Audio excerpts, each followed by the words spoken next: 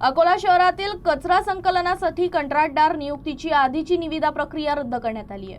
मर्यादित कंपन्यांनी सहभाग घेतल्यानं आणि अटींवर आक्षेप घातल्यानं प्रक्रिया पुन्हा सुरू करण्यात आली।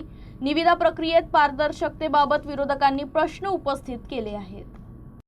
महापालिकेच्या घनकचरा संकलन निविदा प्रक्रियेत इतर कंत्राटदारांनी सहभागी होऊ नये आणि नागपूरच्या एका कंत्राटदाराला हा कंत्राट देण्यासाठी सत्ताधारी आणि प्रशासनानंही खेळी रचल्याचा आरोप विरोधकांकडून होत आहे।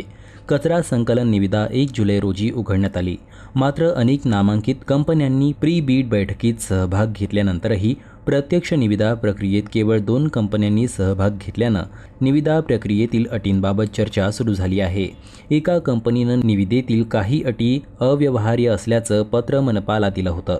शहरातील कचऱ्याच्या प्रत्यक्ष प्रमाणानुसार वाहनांची संख्या निश्चित करावी अशी मागणीही केली होती, मात्र याबाबत बदल न झाल्यानं अनेक कंपन्यांनी निविदा प्रक्रियेतून माघार घेतल्याची चर्चा होत आहे।